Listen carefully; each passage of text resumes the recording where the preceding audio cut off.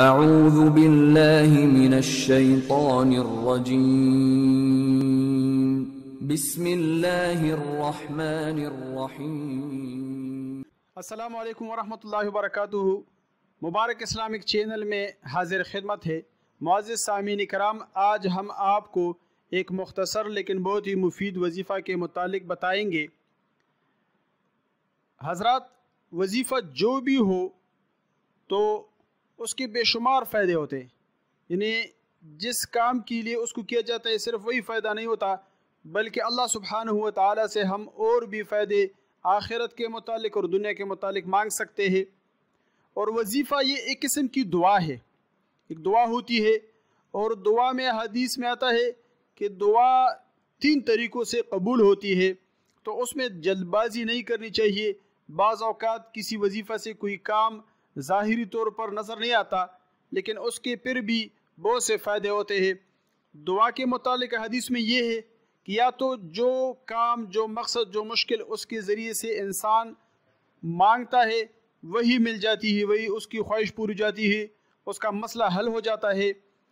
اور یا اگر وہی چیز نہیں ملتی تو پھر کیا ہوتا ہے کہ کوئی مصیبت مستقبل میں اس کے اوپر اگر کوئی بلا ہے، کوئی پریشانی، کوئی بھی مصیبت ہو، وہ اس پہ آ رہی ہوتی ہے تو اس کو تو پتہ نہیں ہوتا، لیکن اللہ سبحانہ و تعالیٰ کو تو سب کچھ پتہ ہے، وہ تو عالم الغیب ہے، وہ اس بلا کو اور مصیبت کو وہ اس شخص سے ہٹا لیتے ہیں جو دعا کرتا ہے، جو دعا مانگتا ہے کسی حاجت کے لیے یا عام دعائیں مانگتا ہے کوئی شخص، تو وہ مصیبت پریشانی جو ہے وہ دور ہو جاتی ہے، اس کو پتہ بھی نہیں چلتا۔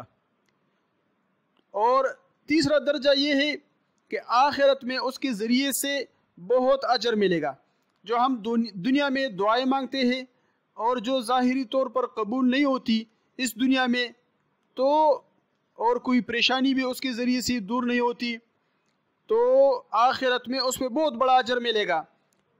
تو حدیث شریف کا مفہوم ہے کہ آخرت میں جب کوئی بندہ اپنی دعا کا اجر دیکھے گا تو وہ یہ تمنا، یہ آرزو کرے گا کہ اے اللہ، کاش میری ایک بھی دعا دنیا میں قبول نہ ہوتی اور سب کے سب آخرت کے لیے رہ جاتے۔ تو شروع کرتے ہیں، یہ ایک مختصر درود شریف ہے۔ اللہم صلی علی محمد وعلی آلہ وبارک وسلم۔ اللہم صلی علی محمد وعلی آلہ وبارک وسلم۔ الفاظ کو صحیح طریقے سے ادا کر لے تو جو شخص ظہر کی نماز کے بعد 100 مرتبہ اس کا معمول بنائے گا تو 4 بڑے فائدے اس کو حاصل ہوں گے انشاءاللہ۔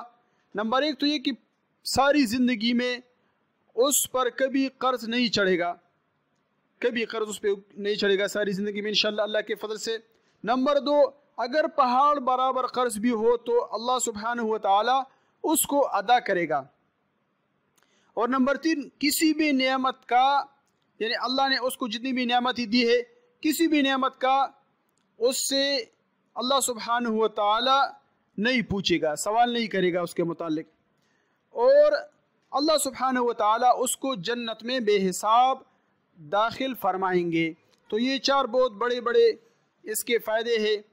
تو آپ حضرات سے درخواست ہے کہ انشاءاللہ خود بھی اس پہ عمل کرے اور دوسروں کو بھی پہنچائے۔ تو آخر میں دعا کرتے ہیں کہ اللہ پوری دنیا میں جتنے بھی مسلمان ہیں، جو بھی پریشان حال ہے، جہاں بھی ہو، کسی بھی مسلمان کی جو بھی پریشانی ہو، اے اللہ اپنے فضل سے، کرم سے اس کو دور فرما لے، اس مشکل کو حل فرما لے اللہ کے فضل سے۔ تو دعا میں یہ ہے کہ اپنے ساتھ ساتھ دوسروں کو بھی دعا میں شامل کر لیا کرے، اس سے دعا کی اثر بڑھ جاتی ہے، فائدہ زیادہ ہوتا ہے، اس سے نقصان نہیں ہوتا، اجر بھی ملتا ہے۔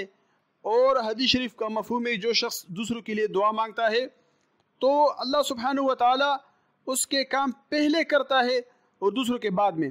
تو اپنے ساتھ دعا میں اور نیک اعمال میں جو اجر ہے اس میں سب کو شامل انشاءاللہ کر لیا کرے، اس سے بہت فائدہ ہوگا۔ اپنے ساتھ دوسروں کا بھی خیال رکھیے۔ والسلام۔